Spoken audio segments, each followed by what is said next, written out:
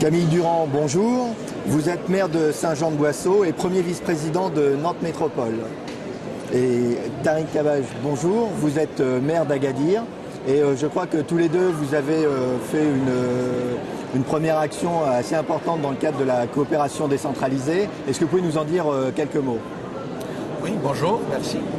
Effectivement, la ville d'Agadir et la ville de Nantes sont d'abord des villes qui ont des relations anciennes. Et aujourd'hui, nous sommes en train de relancer justement ces relations sur des projets concrets, notamment un projet de déplacement urbain.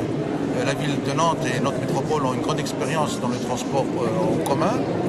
C'est une agglomération et une ville en particulier qui est connue donc, pour sa qualité de vie. Et comme nous aussi, à Agadir, nous avons l'ambition d'être la ville où il y a la meilleure qualité de vie au Maroc, eh bien, je pense que l'un des grands problèmes, le grand dossier, c'est le déplacement urbain.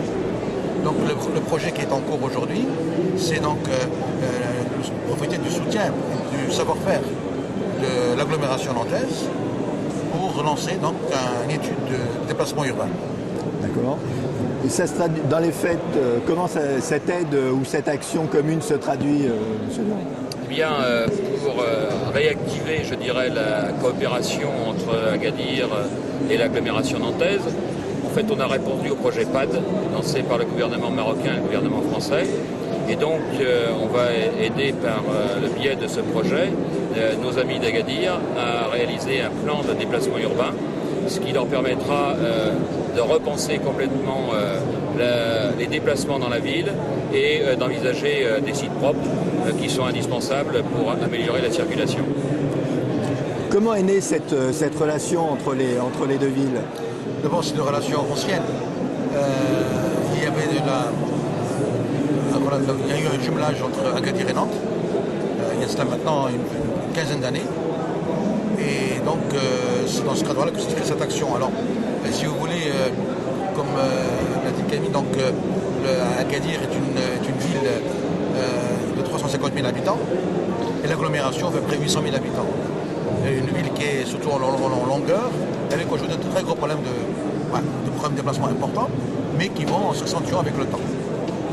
Donc je crois que c'est dans ce cadre-là que s'inscrit cette relation. Et donc on profite un petit peu de cette relation ancienne entre nos deux villes. D'accord. D'un point de vue des déplacements, est-ce qu'on peut, donc il y a un retour d'expérience qui est fait par la commune, le conseil régional.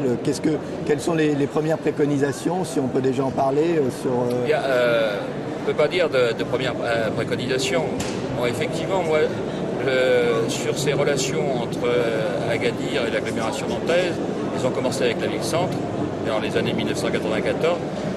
Moi, je suis venu déjà il y a quelques années sur un projet de tramway. J'avais dit au prédécesseur,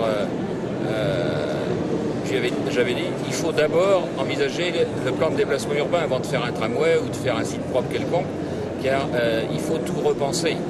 Et nous avons poursuivi aussi cette coopération et je dirais amplifiée, parce qu'en même temps que la communauté urbaine a des relations avec Agadir, le Conseil général de Loire-Atlantique a des relations avec la région de Sousse-Madra et donc on fait un travail commun entre la communauté urbaine et le département sur la ville et la région environnante et qu'on va aussi développer là dans le cadre du PAD de manière importante.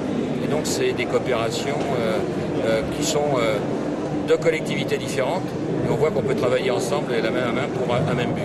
D'accord. Alors, une dernière question sur des aspects de délai. Un projet comme celui-là s'étale sur combien de temps? Bon, alors malheureusement, ce sont des délais à peu près 3 ans. Et comme vous savez, on est pris par le temps. Donc on va essayer de voir si on peut essayer de rétrécir un peu les choses, mais je ne pense pas qu'on gagnera beaucoup. Alors nous avons effectivement aujourd'hui des problèmes parce que nous avons des grands espaces à aménager et nous devons penser ces espaces en fonction des déplacements urbains de demain pour arriver justement à préserver des voies pour le site propre futur, qu'il soit autobus ou que ce soit le tramway. Le tramway n'est pas forcément la solution pour une ville comme Agadir, vu les moyens financiers de la population. Donc nous avons cette contrainte temps, cette contrainte d'aménagement, mais je pense que parallèlement à ça, aux études qui vont être envisagées, déjà nous pouvons réfléchir comment des axes peuvent être aménagés. Nous avons un petit peu commencé là-dessus, à discuter là-dessus, voir comment nous allons, quelles sont les réserves à faire en termes d'espace, pour que demain, on ne soit pas obligé de détruire des choses qu'on aurait faites aujourd'hui. Donc, alors, la deuxième question que vous avez posée, c'est un petit peu la relation avec un certain nombre de communes rurales de la province d'Agadir. Là aussi, je pense qu'il y a matière à faire des choses intéressantes.